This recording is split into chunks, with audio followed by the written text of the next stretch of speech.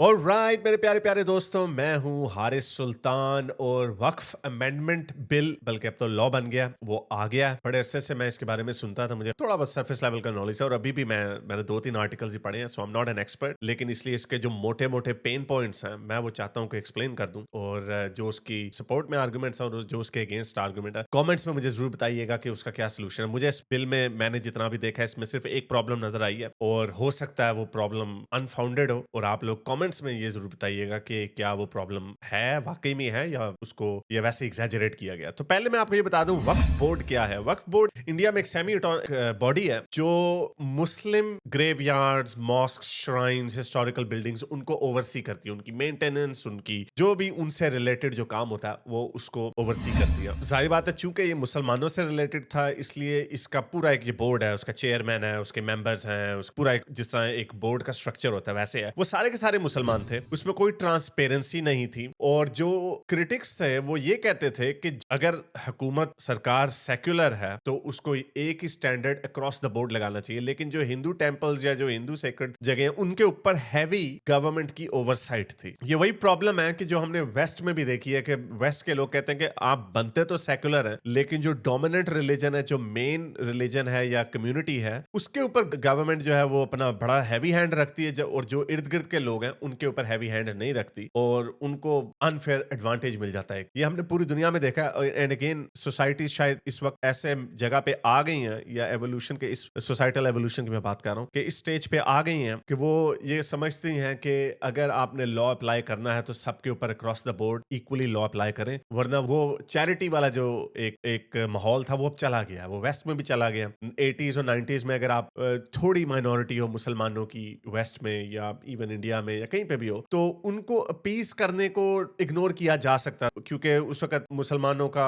शोर शराबा इतना नहीं था। इंडिया में खैर कॉन्टेक्स्ट ऑब्वियसली डिफरेंट है, बड़ा कदीम हिस्ट्री है। सो एनीवे, सो ये वक्फ बोर्ड था। तो हिंदूज जो है वो ये कंप्लेन करते थे कि आपने इनको स्पेशल बेनिफिट्स दिए हुए हैं, और या तो हमारे मंदिरों को भी, हमें भी एक ऐसा बोर्ड बनाया जाए। और ये बोर्ड्स के मुझे नाम भूल गए हैं, हर स्टेट में थोड़े डिफरेंट है, लेकिन उसमें हैवी गवर्नमेंट की ओवरसाइट है, स्टेट गवर्नमेंट है वो उनके अंदर हैवीली इन्वॉल्व है, लेकिन वक्फ बोर्ड में ऐसा नहीं था। तो अब ये अमेंडमेंट बिल आया जिसमें स्टेट को पावर्स मिली हैं कि वो वक्फ में नॉन मुस्लिम को भी बोर्ड के मेंबर्स बना सकती हैं, और गवर्नमेंट ऑफिशियल्स को, इवन जो मैजिस्ट्रेट्स हैं स्टेट के, उनके पास पावर है कि वो ओवरसी कर सकते हैं, ट्रांसपेरेंसी में वो देख सकते हैं कि क्या हो रहा है, कौन सा डिसीजन लिया जा रहा है, and they can take decisions against the board. तो जो सपोर्टर्स हैं वो ये कहते हैं कि इससे ट्रांसपेरेंसी बढ़ेगी, इसमें इक्वालिटी आएगी, क्योंकि ऑब्वियसली हिंदूज के साथ भी ऐसी है। और जो इलीगल लैंड ग्रैब्स होती हैं, और ऑब्वियसली इसके ऊपर भी बहुत सारी बातें हैं कि बहुत सारी मस्जिदें ऐसी हैं जो इलीगल जगह पे बनी हुई हैं और उनको हुकूमत गिरा नहीं सकती विदाउट एनी कंट्रोवर्सी। तो ये जो यूसर्पिंग होती है इसके ऊपर भी कंट्रोल किया जा सकता है। लेकिन जो इसके ऊपर जो सबसे बड़ा जो क्रिटिसिज्म है और जो मुझे समझ नहीं आ रहा, वो यही है कि जो हिस्टोरिकल बिल्डिंग्स हैं, जो पुरानी बिल्डिंग्स हैं, जब डीड्स नहीं होते थे या उनके डीड्स गुम हो गए हैं ओवर द सेंचुरीज, 300-400 साल पुरानी अगर कोई श्राइन है या कोई मॉस्क है या कोई हिस्टोरिकल हेरिटेज साइट है, और अगर उसकी डीड नहीं है, उसकी प्रॉपर्टी के पेपर नहीं है, according to this new amendment, वो वक्फ बोर्ड की प्रोटेक्शन में नहीं होगा। अगर वो वक्फ की प्रोटेक्शन में नहीं होगा, जिसका नाम था वक्फ बाय यूजर, वो एबॉलिश कर दिया गया, अगर वो उसकी प्रोटेक्शन में नहीं होगा तो उसको स्टेट या कोई भी उसको डिमोलिश कर सकता। तो ये सबसे बड़ा इसका एक पेन पॉइंट है, और मैं ये भी रिसर्च कर रहा था, मुझे इसका कोई सॉलिड रिबटल नहीं मिला कहीं पे।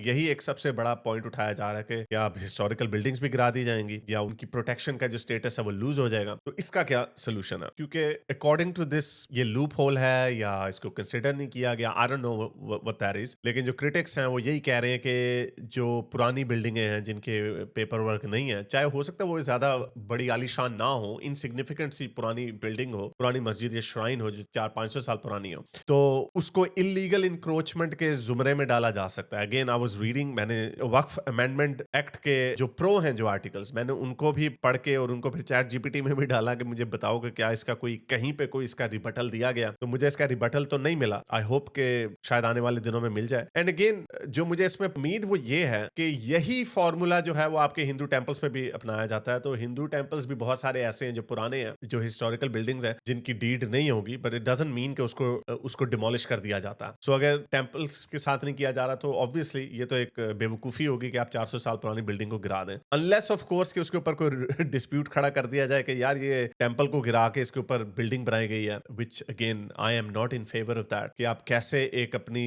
हिस्टोरिकल बिल्डिंग, मैं आपको एक छोटी सी एग्जांपल देता हूँ। यहाँ पे ऑस्ट्रेलिया में बड़ा मजाक उड़ाते हैं कि यहाँ पे जो ओल्डेस्ट बिल्डिंग भी होगी ना 19वीं सदी से पुरानी, आपको कोई बिल्डिंग यहाँ पे नहीं नजर आएगी, यानी इतना हिस्टोरिकली डेड या इनफर्टाइल मुल्क है ये। तो लेकिन जब आप यूरोप जाते हैं तो वहां पे आपको 600 साल पुराने, 800 साल पुराने, बल्कि 1000 साल पुराने आपको चर्चेज मिलते हैं, आपको एबीज मिलती हैं, जो उनको वो बड़ी अग्रेसिवली उनको प्रोटेक्ट करते हैं। और ऑब्वियसली इंडिया में भी ऐसे किया जाता है, ताजमहल वगैरह या आपकी बहुत सारे जो टेम्पल्स हैं, पुराने टेम्पल्स हैं, उनको प्रोटेक्ट किया जाता है। लेकिन बाबरी मस्जिद एक वाहिद एक इशू था जो एक रिलीजियस सेंटिमेंट के जुमरे में आ गया, और वो हिस्टोरिकल बिल्डिंग थी, 300-400 साल पुरानी मस्जिद थी, उसको गिरा दिया। सो आई डोंट थिंक के अगेन जो राम की जन्मभूमि का जो एक argument, again I will say कि अब गिरा दिया तो ठीक है, अब कुछ नहीं किया जा सकता, उसको दोबारा बनाने की जगह नहीं है, और वो बड़ी सेक्रेट जगह अगर हिंदुओं के लिए, और ये काम हो चुका। अगर मैं 92 में होता, मैं उस वक्त भी इसको सपोर्ट ना करता, लेकिन हमें ये कहा जाता था कि ये 3 जगह हैं जहां पे हम ये करेंगे ये काम, बाकी जगह पे नहीं करेंगे। लेकिन मैं देख रहा हूँ कि बाकी कोई 1000 के करीब कुछ लोगों ने मस्जिदें ऐसी आइडेंटिफाई की हैं पुरानी, जिनके बारे में कहा जाता है कि ये जी टेम्पल्स को गिरा के बनाई गई। कुछ की तो बिल्डिंग एविडेंस भी नजर आता है कि नीचे आपको नजर आ रहा है कि वो एक टेम्पल था। प्रॉब्लम ये है कि अगर आप उनको गिरा के 21st सेंचुरी की बिल्डिंग बनाएंगे वहां पे, तो कैसे हो सकता है कि आप अपनी हिस्ट्री की इतनी, यानी कल्चरल हेरिटेज है ये, यूरोप में इसके बारे में सोचा भी नहीं जा सकता। बल्कि वहां पे स्पेन में इस तरह की बहस होती रही कि बहुत सारी वहां पे भी बिल्डिंगें चर्चों को गिरा के गिराई गई स्पेन में, तो वहां पे बड़ी बहस हुई इसके ऊपर कि क्या ये पुरानी जो बिल्डिंग है इनको हम गिराया जाए। उन्होंने एक दो बहुत थोड़ी मस्जिदें गिराई, उन्होंने मोस्टली उन मस्जिदों को अपना कल्चर का हेरिटेज समझ के, हिस्टोरिकल हेरिटेज समझ के, उन्होंने उसको अभी भी प्रोटेक्ट रखा हुआ। सो ऑब्वियसली मैं कोई, आप लोगों को पता है कि मुझे तो कोई इतना शौक नहीं है किसी भी मजहब के सपोर्ट में बात करने का या उससे सॉफ्ट स्पॉट रखने का, लेकिन ये मैं इसको मजहबी एंगल से नहीं देख रहा, मैं इसको कल्चरल एंगल से देख रहा हूँ। सो आई होप के ये जो फियर है, इस फियर को आगे ना बढ़ने दिया जाए। तो मैं जल्दी से आपको इसका ये एक टेबल मैंने ऑब्वियसली चैट जीपीटी से निकाला, तो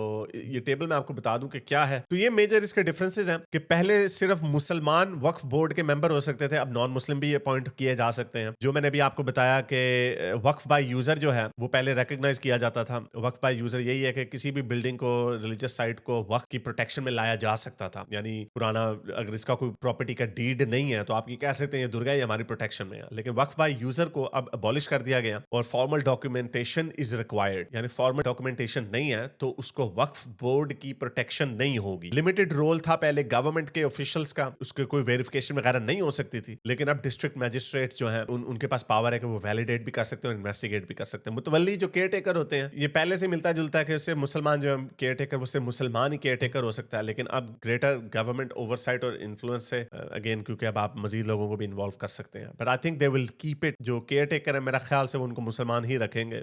they might collaborate with the non Muslims या विद सम गवर्नमेंट ऑफिशियल। असल में इसका मतलब ये भी नहीं है कि हमने आपकी चिड़ में लाके किसी हिंदू को बिठाना है या किसी क्रिश्चियन को बिठाना है, ये इसका मकसद नहीं है। जो गवर्नमेंट का जो ऑफिशियल होगा वो कोई भी हो सकता है, उसको इस बात पे डिस्क्रिमिनेट करके नहीं वक्फ में डाला जा सकता कि यार आप तो हिंदू हो इसलिए हम आपको नहीं डालेंगे। मेरिट पे बात होगी तो अगर आप हिंदू भी हो, क्रिश्चियन भी हो, जो मर्जी हो, आप आके वक्फ बोर्ड के मेंबर बन सकते हैं। और मुझे लगता है असल जो प्रॉब्लम है उनको इसके ऊपर प्रॉब्लम है। फेयर इनफ, जो उनको रिजर्वेशन है कि कहीं हमारी पुरानी बिल्डिंग्स हम छीन ली जाए, उनको गिरा दिया जाए, ये भी एक हो सकता है। लेकिन उस पॉइंट में तो वजन है, लेकिन इस पॉइंट में कोई वजन नहीं है कि आप भाई हमने सिर्फ मुसलमानों का ये एक रैकेट बना हुआ, ऐसा नहीं है, ऐसा नहीं होना चाहिए। और जो इसका मेजर पॉइंट, पांचवा पॉइंट है वो ये कि जो लैंड डिस्प्यूट्स वक्फ वगैरह के होते थे वो इंटरनली वक्फ ही मैनेज करता था, यानी आप खुद ही जज, ज्यूरी, एग्जीक्यूशनर थे। लेकिन अब उसके ऊपर लीगल स्क्रूटनी है, यानी जो वाइडर फ्रेमवर्क है, लीगल फ्रेमवर्क है, उसके अंदर इसको डाला जाएगा। So I think this is a good thing. मेरा ख्याल से ये, मैं जब से चैनल मैंने बनाया था तब से मैं हिंदुओं की साइड से ये आर्गुमेंट सुनता था, ये और यूसीसी का। सो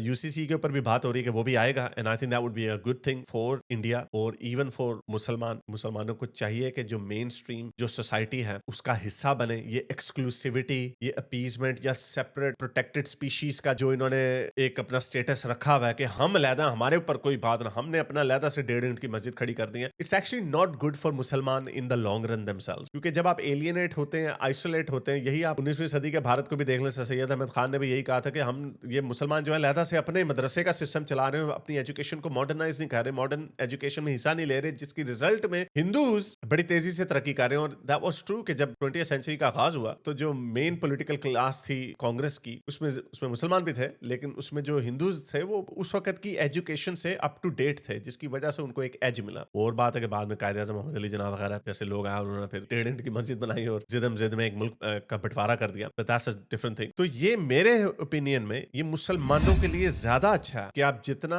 ट्रांसपेरेंट होंगे और जितना आप ओपन रहेंगे अपनी सोसाइटी के बाकी लोगों के साथ, उतना जो डिमोनाइजेशन भी, जो आपकी शिकायत है कि हमारी डिमोनाइजेशन होती है, वो भी कम होगी। So this is a good thing. लेकिन हमें पता है कि अनफॉर्चुनेटली हमारे मुसलमान हर चीज में शोर शराबा ज्यादा करते हैं और उनको आदत पड़ी हुई है कि बस अपनी बात मनवाने की, माय वे और द हाईवे। तो I hope it doesn't go that way, क्योंकि मोदी सरकार जो है वो अपना काम कर जाती है लेकिन खैर कभी कभार वो वापस भी चली जाती है। आई होप कि ये इसमें कुछ ज्यादा अमेंडमेंट ना हो। बस ये वाला जो पॉइंट है कि जो पुराने श्राइन्स या मॉस्क है उनकी प्रोटेक्शन ना उनसे छीन ली जाए। अगर आपको मेरी ये वीडियो अच्छी लगी तो मेरे चैनल के मेंबर बनिए, पेट्रन बनिए, या फिर आप मुझे बाय मी या कॉफी में भी सपोर्ट कर सकते हैं।